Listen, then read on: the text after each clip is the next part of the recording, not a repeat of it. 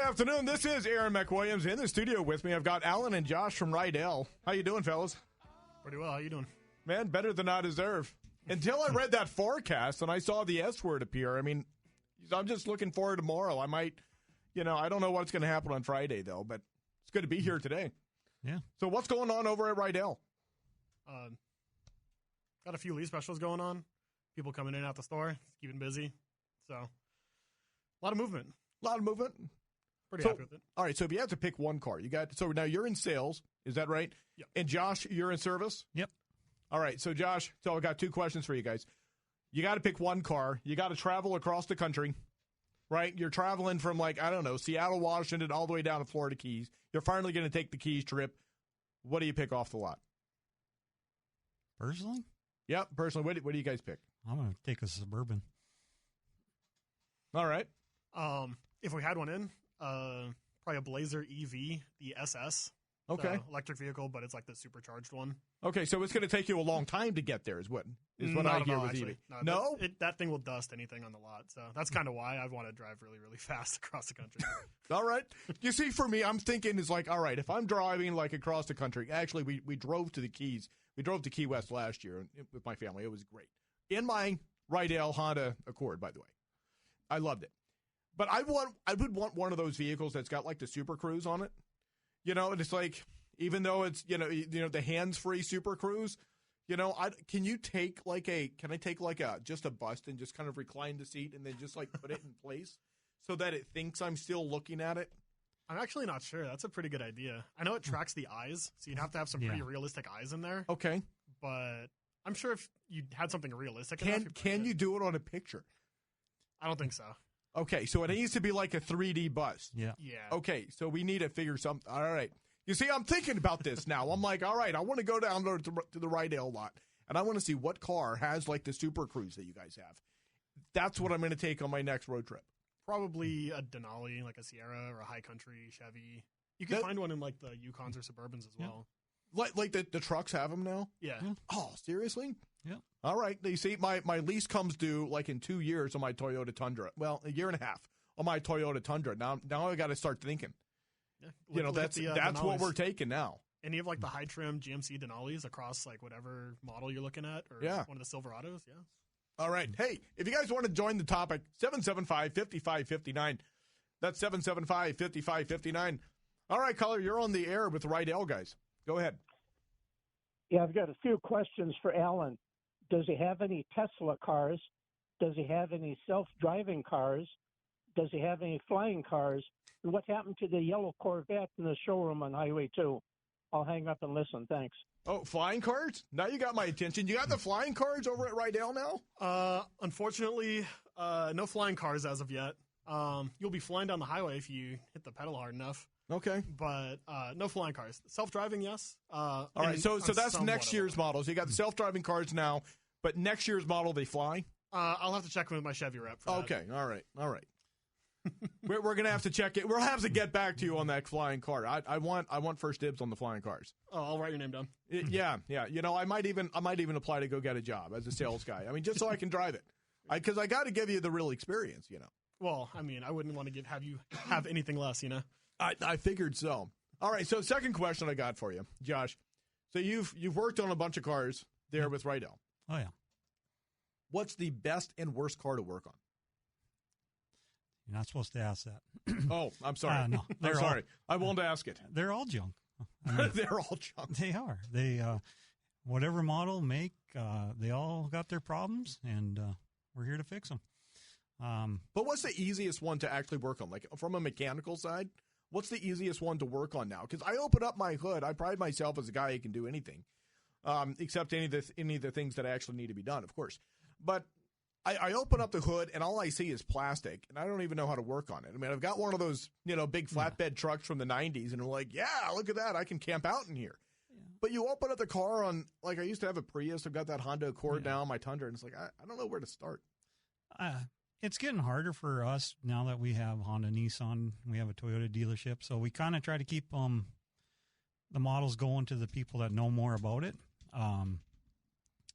So some of the foreign stuff for us is a little more tricky just because We don't work on it. We work on GMs, but we work on everything, Ford, Dodge. I don't know. The pickups, you get I still think 60% of our sale are pickups. So we see a lot of pickups. So for us, pickups and the Suburbans and stuff like that, Yukons tend to be the little easier ones to work on just because we work on them more. There's a lot more out there. All right. So anything really. So you'll work on anything, but you don't really have a favorite. Yeah. But I'm hearing you don't actually have a favorite. Well, I mean, do you have something that comes in and you're like, you ask the guys in the shop and they'll tell me the old Equinoxes. I kind of favor to them. Okay. The old Equinox. Texter writes in at 775-5559. Says, I'd take a black wing. Those are nice. I don't even know what a black wing is. It's a trim of a Cadillac. Okay. So, for example, you'd have like a CT4, which is like a smaller Cadillac. Yeah. And then you'd have a V series, which is extra stuff that's thrown on it. And then a black wing is like the highest, like sporty luxury kind of trim of a Cadillac. All right. Fair enough. 775-5559. Caller, go ahead. You're on the air with Alan and Josh from right. Oh, that caller dropped off. They didn't want to talk to you. Tough. Usually I'm the one with that problem, and so it's just nice to be in the studio. And it's like, hey, you guys, they don't want to talk to you. Usually people, I have to pay people. That's usually how it goes. Yeah, I call up a couple of my buddies, and it's like, hey, I'll buy you a beer after I got off the air. I just need to call in a couple of times, and that's generally does it for me. All right, so if I was getting into a new car, Josh, I actually said the wrong one. But anyway, if I was getting into a new car, either Alan or Josh, if I was getting into a new car, what is like the basement bargain level car that you can actually afford that's brand new? That's probably more of a question for Alan. Yeah. I guess if you're looking at a budget kind of car, you're looking at like a Chevy Trax. Okay. It's front wheel drive only, but that said, you don't really need all wheel drive unless you're on like gravel. If you plan on driving through blizzards regularly, if you're driving around the city, driving like to and from the Twin Cities, for example, you really don't need all wheel drive. So in terms of like budget, something that I would be comfortable saying you're going to be safe in it, you're going to have a great time in it, Chevy Trax all the way. Chevy Trax. So what does that start at? Base trim. Base trim, an LT you're looking at $24,000 usually. But we do have it on a lease special as well at about $300 a month. Okay. So really easy way to get into something new, something that will be safe, and something that will get you around at a pretty good mileage too. I think it's averaging like 30 miles to the gallon right now on the Traxes. So. Really? Mm-hmm. And that's not a hybrid. Correct. That's a compact SUV. So it actually has the space that you would kind of expect from an Equinox even. Yeah. And they all have like this privacy shade that goes on top of it too. So there's a lot to like about the Trax in my opinion. Interesting. I don't know that I've really ever driven one. Well, now's the time, Aaron. Well, now it is. I think I'm going to trade in my Tundra and I'll go with a Chevy Trax. That's quite the change. That might be a little change. Do you think the Chevy Trax can tow around my sawmill and my big logs? To be fair, I do drive a Silverado right now, and when I test drive a Trax, it feels great. Like turn radius, acceleration's basically the same. I really like it. Obviously, I'm not going to be able to tow or haul anything in it.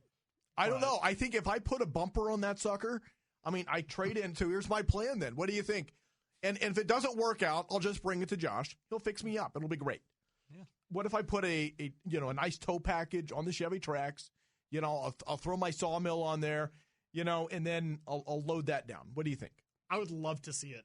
You know what? That would be kind of cool. Did you ever see there was a YouTube video of like this, like one of those little Cooper Minis? You remember they had those Cooper Minis? And this guy put a fifth wheel hitch on top of the Cooper Mini. Did you see? You're shaking your head. You've seen that video? Yeah.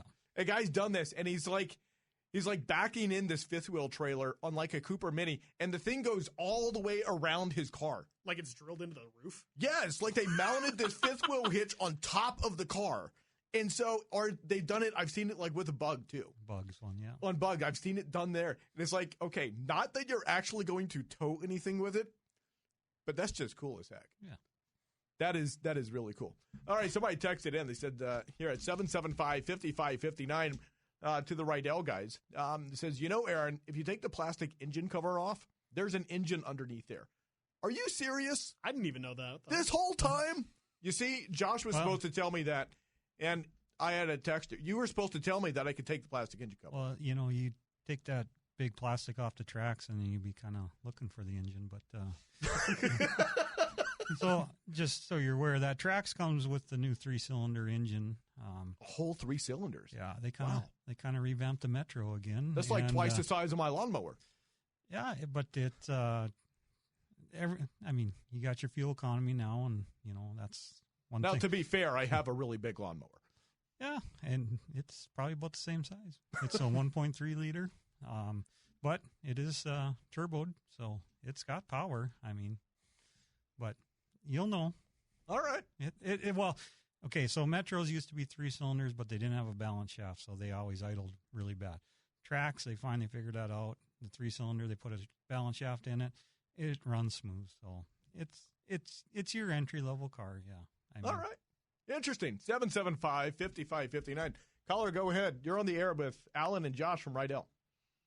I got a mechanical question here. I got a 21 Chevy Silverado, and the last 15, 20 years, all of my Chevys, I have never had a problem putting brake pads on. They've always been good. Well, all of a sudden here a month ago, my the light came up. It just said the sensor needed servicing, and I took it in. Couldn't get into a Chevy dealer just because they don't take them unless you're a month out to fix it. And I talking to another guy and pulled all the wheels off. All the brakes look great. He showed them, had me come and look at them. That sensor itself, does that go bad, or do you? Yeah, it's a wear. Well, you can replace it, but the problem is it wears with the pad. So usually you find what wheel set it off. It's either front or rear. There's only one side to it. But you usually have to put the pads in with it. So. Well, I think I read that a new sensor comes with the pads. Yeah, but you can get that sensor separate. But the only problem is it's going to be thicker than the brake pad that's in there. So it's not very easy just to put the sensor in it. Then I saw something else on YouTube where you just blew off the brakes and everything and cleaned them all out like that, and that seemed to do it. But then the sensor came back on again. Yeah. So, or you can go. So next time I'm in for an oil change, is that something you can take care of, or I just turn that off and I just forget about it? Well, that's personal preference there. I mean, I was going to tell you through the DIC, you can scroll through the menu and take that indicator off, so you don't. I did that already. I turned it off because every time you start to pick them up, that was flashing. Yeah, see, service brake pad message. Usually when we run through PDQ, no, because those guys are oil change people. Brakes are a little step up, so we usually like to schedule that in. We are getting a little slower at this time. It's the time of year, so usually we can get it in within a week, but that's personal preference because usually the brake pad isn't worn out yet. It's the sensor, but like I said, to do it, you would want to put the brake pads in at the same time. So, unfortunately. Okay, what's a good life of brake pads now? Because I'll buy a used vehicle at $20,000 and run it up to $100,000, and I don't have any issues with brakes. No, they've really come around because they put a lot of semi-metallic in them. So usually you're going to wear out your rears before the front. Right around 100,000 is kind of depending on, it depends if the person who owned it before was driving in the city quite a bit. If you're on the highway quite a bit, they're going to last a lot longer, of course, so more stopping, more going, they're going to wear out faster. But usually we see them, around that 80 to 100,000 mile, depending on how they drive. Okay. That's interesting. Thanks for the call. I didn't even know there were sensors on brake pads. Oh, a lot of vehicles are getting that way. It's a percentage. That's interesting. I had no idea because now I'm wondering if my Tundra has a brake pad sensor on it. Do you know the answer to that, Alan? Offhand, no. No, I don't think they do. That's interesting. I've driven a lot of vehicles in my life, and because I know that I've never seen that. That's really interesting. 775-5559. Caller, go ahead. You're on the air with Alan and Josh from Rydell. what amazes me most is I'm driving a 2025 pickup with a 4-cylinder in it, and I got to say it's the nicest truck I've ever owned. I've had 283s, 327s, 348s, and enough 350s to, sink the ship. But of all the trucks I've had, I love this thing. One time I got caught in traffic. It was a cool day with mist. We were traveling about 45 miles an hour. I got 33 miles to the gallon for about 10 miles. Wow. I could not believe it was in a truck. It was just amazing. That is amazing. So, As long as you can get away from that sound of the engine, the 4-cylinder sound, yeah. Yeah. well, I cut some holes in the exhaust pipe. And you put a speaker on that, just to amp it up, See, Just- most people that drive the 4-cylinder, they know what I'm talking about, because when you start a V8 compared to a 4-cylinder, you know the difference. I mean, Now, does that cost you? Like, when you finance that truck, do you finance like your man card? Like, maybe you can get it back when you trade it in. How does that work with a man card? well, now that there's some options with those, when they first came out, they were baseball, plain wheels, plain inside. But now you can get nice packages with them, and it just, when you start it up, you're like, huh, that didn't sound right. Well, look, I'm not really one to judge a man for his package, so I think we're going to go ahead and take a commercial break here. Thanks for the call. 775-5550. Afternoon. I've got Alan and Josh from Rydell in the studio with me, and we were just talking about trucks. We were talking about half-ton trucks, 1-ton trucks, all the trucks, and I've got this Tundra, and it's got like 11,000-pound towing capacity on it. And Alan, I was just telling you is that it kind of frustrates me because I see my towing needs getting higher and exceeding like 11,000 pounds of my towing capacity. And I'm like, but I really like the drive and the feel of my Tundra because I always found like 3/4 and 1-ton trucks to be real stiff. Yeah. But what's my option? What do I go with? So it really depends on how much that you're towing, right? Like if you wanted to tow up to like 14, 15, a half-ton diesel will do it for you at honestly a better fuel economy than your 6-cylinder with a turbo will. Sure. Anything higher than that, you're going to want a heavy duty. And at which point you're going to have to weigh between diesel and gas, and that really also depends on what your needs are. Also, if you're in North Dakota versus Minnesota, there's different things with gas and diesel. So, what do you mean by that? So, diesel in Minnesota, Minnesota is weird with the regulations. You have to dial it in, so to speak. Like, if you're towing above a certain weight, you have to have a DOT number. They're way more strict about it. So what you're saying is, once again, it's better be in North Dakota than in Minnesota. In terms of buying a car, yeah. Okay, I just wanted to get that out there. No, with everything. I will say, with your insurance in Minnesota, you do get windshield coverage. No. Which is pretty nice. I need to move. That does it for me. 20 weeks of free paid vacation and a new windshield. What more can a guy want? How much is a windshield to replace now, Josh? Like $1,300? On some of the newer ones, yeah. Customer pay, yeah. All right, now I'm factoring it in. All right. Texter writes in 775-5559. This is a question for you, Josh. It says, is it best to run premium / non-ethanol in the new 6.2-liter engine? Yeah, but is it necessary? No. I mean, premium's always better because it's usually a higher quality gas in it, so it's supposed to not clog up. I mean, with direct injection, it's really hard to clog anything up anymore. So, it's supposed to help with pinging. I mean, especially if you start going up in higher altitudes. Higher octane is going to be better for you there. Around here, in our low altitude, it's not as crucial, but it's always recommended. All right. Now the texter writes in and says, Progressive has free glass for North Dakota. Huh. So you see, you don't have to move to Minnesota after all. Increase your premium, though? No, I'm sure it would. Yes. But, of course, don't trust the guy behind a microphone. I mean, especially this one. So, all right, fellas, what do you have? Do you have any really good deals? Any good lease packages going on right now in the last minute? Traverses. On select Traverses, we have a $700 lease, which is pretty good. Normally those lease out a couple $100 above that, typically. Also, Sierras right now I think are $599 on a lease. Okay. And that'd be the elevation, but it's not base elevation, slightly higher. So I'd say those two. All right. Very good. That's the guys over at Rydell. What's a good number for them to reach you at? You can catch me at 701-757-5940. All right. Go check out the new car packages with Rydell.